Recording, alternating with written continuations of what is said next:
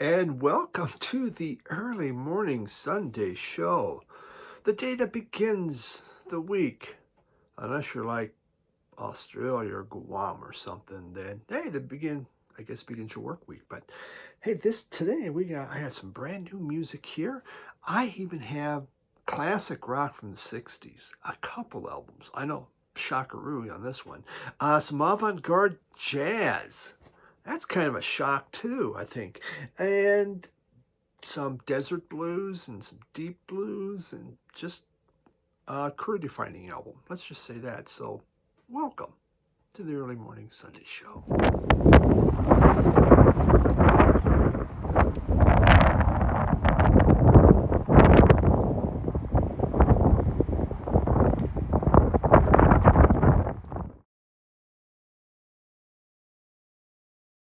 Here we go. So, cheers, man. Let's lift that coffee up. Let's get ourselves woke up here. 3:30 and still looks dark outside, huh? Though it is nice with daylight savings. The sun uh, up longer at night. I know a little later, but come summertime, we get 5:30 a.m. sunrises. I'm still up before the sunrise, but been busy, man. I'm telling you, pool season's starting to click. We're not cleaning pools yet, but there's so much other stuff happening right now. Uh, yeah, long days, so I'm not getting out anymore, really, doing the stuff I had been doing. I'm not enjoying like being retired it's back to full-time work, I guess. I am getting some reading done because I'm not going to the shop at 6 a.m. yet. And I just finished this book from David Grohl. This is like a super easy read. It's a very quick read. It's over 300 pages, but it goes pretty fast. David Grohl basically is a very nice guy. And if you want to find dirt about things, if you want to find some stories that just question, what kind of person this is, you're not getting it. Because he doesn't dish dirt. Not at all. He doesn't. He has a sister. I don't doesn't talk about her. His father a little bit, just divorced. He had a first marriage. Don't even know who the hell the person was, or doesn't talk about it. Doesn't say why it didn't work out. He really doesn't bring up a lot of negativity in his life. It's just about perseverance, his love of music, his wanting to move forward. Nirvana. Nirvana's like a chapter and a half. That's it. Nothing more. You're not going to. He's just going. It's more about him and what's going on. Chris Novoselic, I'm sure I just said his last name. The bass player from Nirvana. I think he mentions his name 3 times. It seems like I don't know. You don't know. I don't know anything really about that guy. So it's a little different that way. But it's a very interesting read. It goes really quick, and I do like his positive attitude on things. And he really very positive kind of guy. So yeah, David Grohl, the storyteller. So yeah, there we go. Let's begin with some music here, some new music. Something weird, man. I'm just trying to find out. My friend Andy over in the UK, he Andy Ford, he was showing this album. Me and Andy were members of Fuzz Club. We have the secret handshake. We have secret words that we use. We have a decoder ring. That's just what you get when you join Fuzz Club. They really are. It's about you. But this is the selection of the month, and it is Pretty Lightning, and the name of the album is Night Wobble.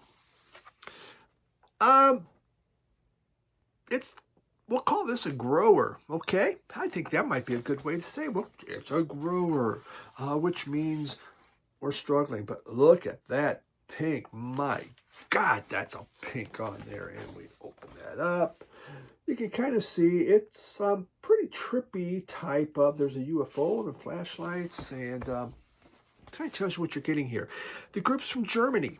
Pretty Lightning's from Germany. They formed around 2015, somewhere in there.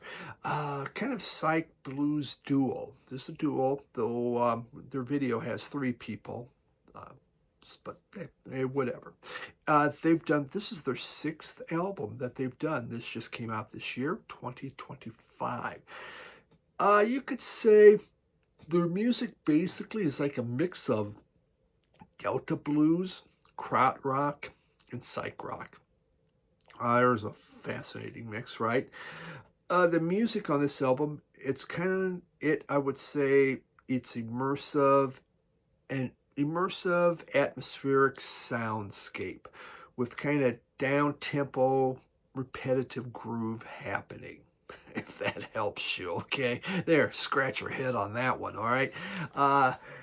There's a lot of reverb-drenched guitar, kind of these hypnotic grooves, and just slowly moves along like a river of cough syrup or something.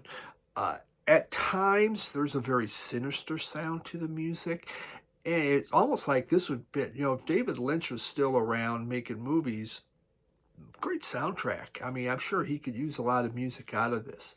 This album, I would call it a grower. I'm listening to it and keep pushing myself at it. It's slow, moody, and it is an instrumental. Go on YouTube, you key in Pretty Lightning. You can pull up different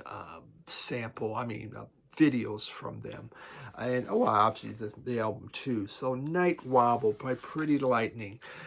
Kind of still on the fence. It's something new and different, but as of right now, it isn't like something, man, I gotta have that one. Kind of like last week when I showed that, they're so good. This one, yeah, we're working on, but it was the selection of the month. So from Fuzz Club, Pretty Lightning, and Night Wobble.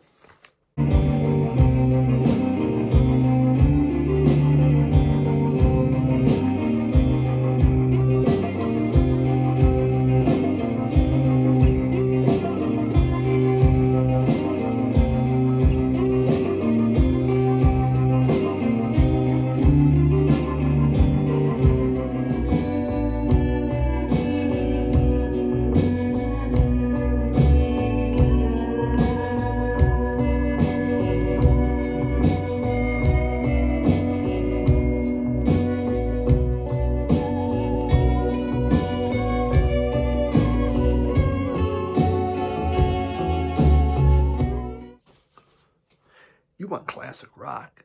You say, I want some classic rock. Well, Santana Abrix. Okay, I've had this. My cousin Ted gave me, I got a copy of him. I don't think he gave it to me. I think his mom just gave me some of his albums. His mom was parents were my godparents. Cousin Ted wasn't the type that would give you anything. Cousin Ted's more the type that would, when you're turned around, throw something at your head or whatever. Not necessarily the nicest guy. He's a lawyer. Well, retired now. Actually has a ranch and does rodeo stuff. But he did give me this when I was very young. And I just thought, oh, look at that cover art. Isn't that something? This looks kind of trippy and stuff. And I really liked it. And when I joined Columbia Record Club, I got Santana's Greatest Hits. But, of course, Cousin Ted's copy was beat up and very dirty and stuff because Cousin Ted didn't take care of crap. This is a reason I show this because I recently got the half-speed master of this, and got this I think from Radio Wasteland, and I do love the Santana album. The first 4 Santana albums really is what excites me. And Abrix came out in 1970. I guess I said I had 2 classic albums from the 60s. Well, this was 1970s, and Abrix. Let's just say Abrix. It's a god. Abrix is a supreme deity of 365 spheres of creation. Wow. And think about that. That's how many days there are in a year, 365. So basically, I guess he created every day. That's what we have from that. Okay. And there's the middle. And, Santana, what really made them really interesting, especially at the beginning, it was this unorthodox mix of rock and jazz, salsa and blues. They put it all together in there and made their own thing. And obviously, they blew up at Woodstock and became very big. You have Como Oya Como Va on here, which was a song from Tito Puente. You have Samba Pati, an instrumental jazz rock. Of course, Black Magic Woman from Fleetwood Mac. Peter Green penned that one. But it's just these Latin grooves, and these Latin grooves still sound fresh, which makes this album so good. It just doesn't sound old to me. Maybe I'm old too, and that might be part of the reason why. I'm not sure. But this just showed the power of Santana, and it showed the power of his guitar playing. I mean, he was top of his form here, and he had such a crack percussion band backing him. The percussion blows you away. Everyone really knows this, but this half-speed master sounded really good, especially considering my cousin Ted's. My cousin Ted's album got wiped out anyway, so I did get I think someone sent me one, and they sent me a good album. But this thing's just, wow, blows me away. Very, very clean, very nice. So one wonderful half-speed master of a classic Santana's Abrix. I'm not going to play a sample because you know what the hell it sounds like. Everyone knows this album, right? If you don't, well, sorry. But this one, all right, Vinyl Me Please. I think I'll do a thing Tuesday on Vinyl Me Please. I wrote them a letter. And what happened from my letter? But this was one of their selections of the month. And it is Bill Frisell. I do like some of Bill Frizzell's stuff. I not like all of his stuff, but I like some of his stuff. In fact, I have one of his CD that I wish they would put out, kind of a country Americana. But Bill Frisell was born in Baltimore in 1951, but he spent most of his life living in Denver. So he's almost like a Denver native, I guess you could say. And in Denver, when he was very young, he played the clarinet. He was a clarinet player, and he was a member of the Denver Symphony Orchestra. Yeah, that guy was talented. But as a teenager, he switched to the guitar. I think he found that if you want to get chicks, you need to.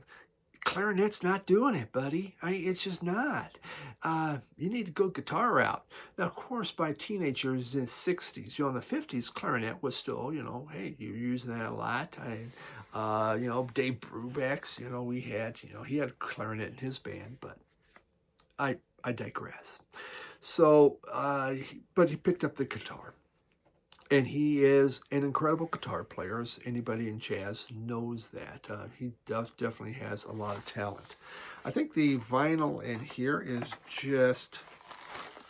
it's called black. Oh, there. Okay, just to verify. You have the blank side of it, and there is nothing extra. Vinyl Me Please used to be pretty good at throwing something. It is a 2-album set. Trust me, the other one's black too, okay? So about this album, Have a Little Faith came out in 1992. It's kind of Americana. It's his 7th album. On here, side 1, he does the entire Copeland's Billy the Kid. I love Aaron Copland's Billy the Kid. I think it's fantastic. He does his own version of it, jazzy. I didn't like his version, quite honestly. But see, I love Aaron Copland's original version. I think this thing's beautiful. His version, it's okay. It didn't blow me away. But then, this album really takes off for me. He does Bob Dylan's Just Like a Woman. Of course, Have a Little Faith is from John Hyatt. He does Madonna. He does Madonna on here. Live to Tell. And I'm going to play a sample of that one and just get ready to have your socks blown off with some guitar playing. But he also does a Muddy Waters song, a Sonny Rollins song. He does a Stephen Foster song. And he has originals, 10 originals. Yeah, it is a 2-album set, and it is packed with music. This The music is it's extremely inventive. Sometimes I feel it's kind of chaotic. It just gets out of hand a little bit. Maybe that's the avant-garde of the jazz, because it is a little bit avant-garde, maybe that way. It's a quintet playing, so it's him on guitar. We have a clarinet player, an accordion player, a bass player, and a drum player. Yeah, there's a cool mix, but it's about kind of this Americana feel, which is why we do Madonna, because nothing's more Americana than Madonna. But man, that's a good song. I'm glad he went that route. It just kind of shows his avant-garde side. Love that photograph right there. I think that is just absolutely beautiful. Yeah, I I've enjoyed this album. I've enjoyed. I will continue to enjoy this album. I think it's really really good. So, Bill Frisell, have a little faith.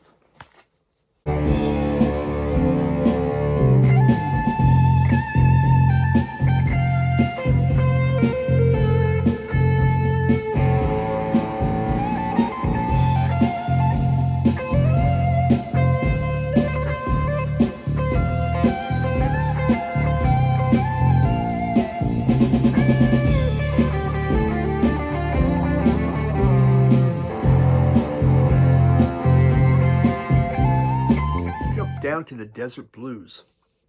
And we have, oh boy, Les Fils de Igledad at Pioneer Works.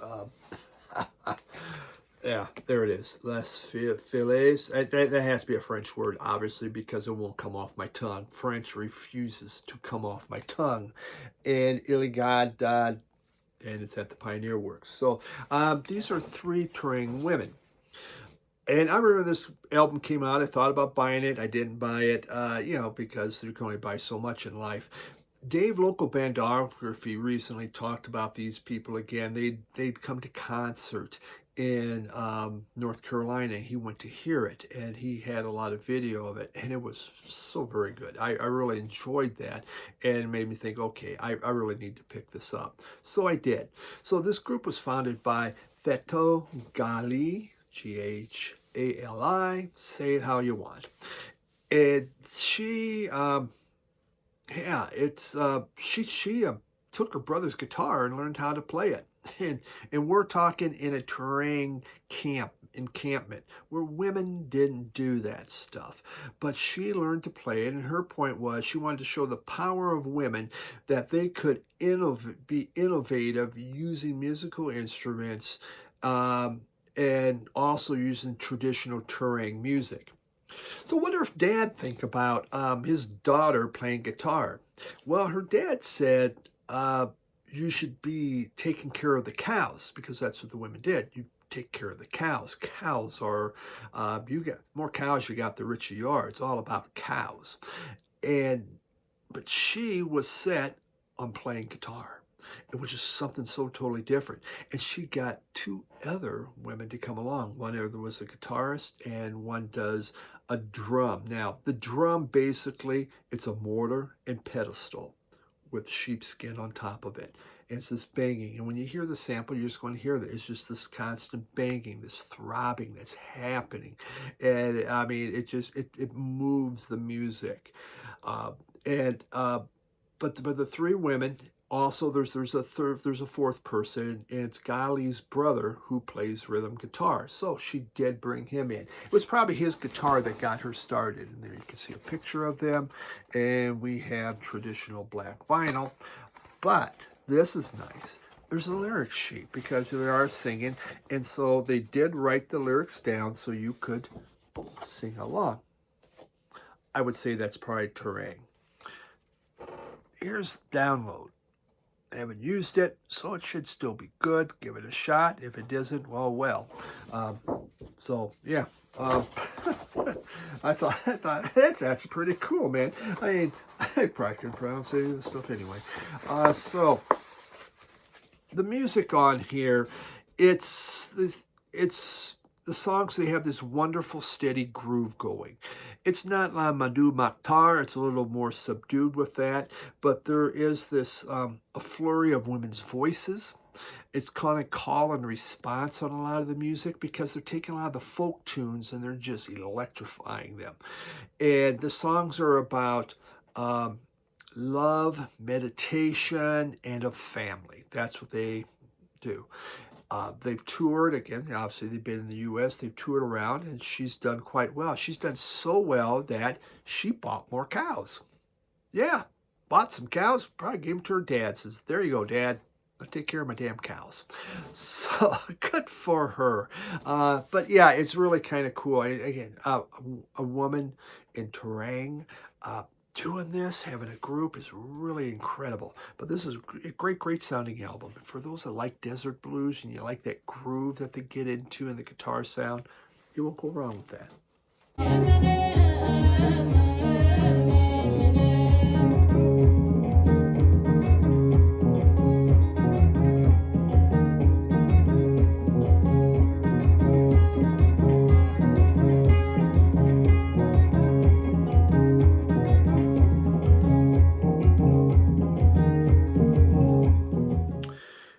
Let's go into something a little newer. Now, I say newer, and we're saying, geez, 25 years ago. It's so sad now. I think, well, that's a new album. Well, there we go. Travis, the man, the man who, the man who. The man who what? We don't know. We don't know what the man who was, but the man who. Travis, actually the name Travis came from, there's a movie, a character on the movie Paris, Texas, Travis Henderson. That's where they took Travis from. And it's a band that's formed in Glasgow in 1990. And they have done 10 albums. And this is their sophomore album. Here we got the Young Lads. Now, this was, I believe this album came out in 1999, so they are 25 years older. I'm sure there's a lot of gray hair. And we have black. That's not in the way of an extremely colorful vinyl today, for those of you that's what you dig. We'll put these guys down here. All right. So The Man Who is their second album, came out in 1999. And this has Why Does It Always Rain on Me? And that's what I remember hearing on my college music journal. When I got my college music journal sample CD and I listened to that, and that was on there, I go, wow, that song, it just grabbed me. And I bought the CD. Well, now I bought this. In the U.S., they never really got big as far as I know. I mean, as far as in the U.S., to me, it feels like almost like a one-hit wonder. In the U.K., very big. And they've been very popular. I think they've done 10 albums now. But this album really dives into melancholy and sadness. That's what it's about. In fact, when they first played it for the executive, he heard it. And he kind of sat them down and says, you know what? You need something more cheerful on here, so give me something cheerful. So they wrote this song called Driftwood. And on Driftwood, Fran Henley, he's the lead singer. He has these heavenly voices, and there's these soaring guitar lines and strings, but still a downer song. So, I mean, hey, they kept the vibe kind of going. Why Does It Always Rain on Me is on this. As I said, it's jangly. It's a heartbreaking song. Huge chorus. I mean, it's just made one of these things, if you're in a concert, everybody will sing along. And just a beautiful string section. It is a gorgeous song. But I'm going to give you a sample of Driftwood because I think most people know the other song. She's So Strange is like a Beatlesque ballad. Really nice. This for them was a career-defining record that showed what can be done. The lead singer, Fran Henley, can sing the phone book, has a gorgeous voice. I think one of the better UK singers, and he just shows it on this. His voice is wonderful. And the rest of the band joins him, great harmonies. Really good album, very nice. Breaking into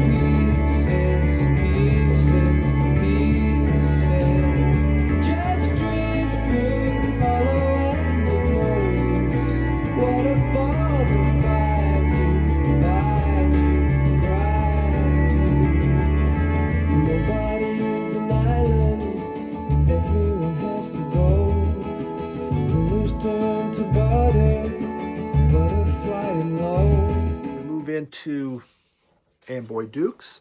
And here we have, the Amboy Dukes' first album, Ted the Sledge Nugent in here. Amboy Dukes, 64 to 75. This is a very nice copy. Got it at the Honey Hole.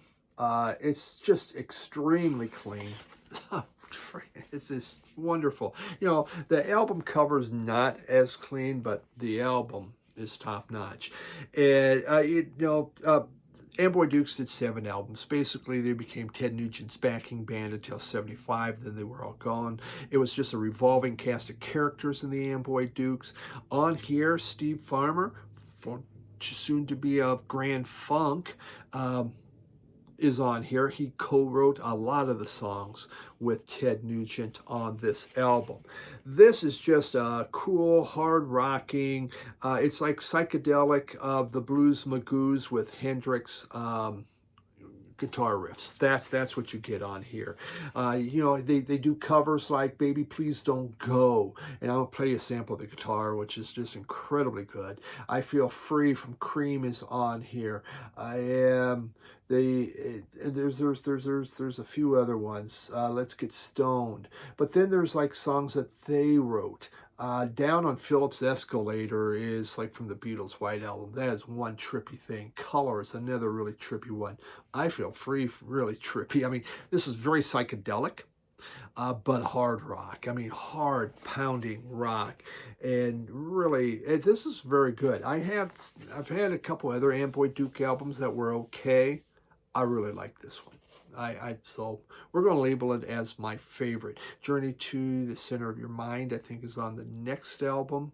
But this thing, God, it's a ripper. Now, Baby Please Don't Go. Woof, oof da, oof da. That's a good one.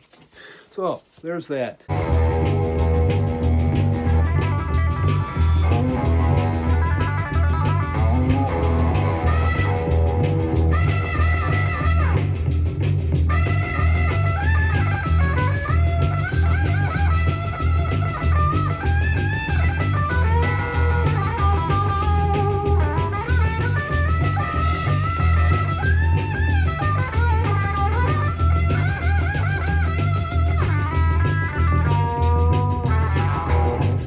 Final one real quick from a record store day of last year, Charlie Patton, and kind of the king of the Delta blues. He's the one that got things going.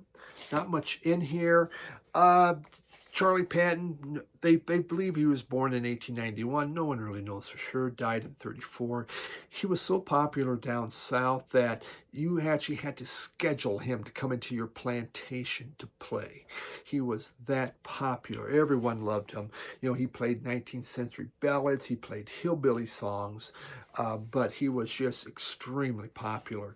He's done so many singles. Paramount Records, you can get those box sets, those beautiful box sets from Third Man Record, and about all the Paramount recordings. Lots of Charlie Patton. He was very popular, did a lot, played a lot. A lot of people went around with him and learned to play the blues because of Charlie Patton. This guy's extremely important. Is it the kind of blues I like to listen to? It's not. Are some of the recordings crackly and poppy? They are. But is it important? It is. All right. That explains it all. So, yeah, it was good. This was not on my list. I just saw it in there. I thought, I'll grab that because I just want to blow money. So I'll just buy that. But it is an important piece. I used to have some CDs of his, and obviously the Paramount box sets I used to have. So, yeah, good stuff. Baby, oh, pretty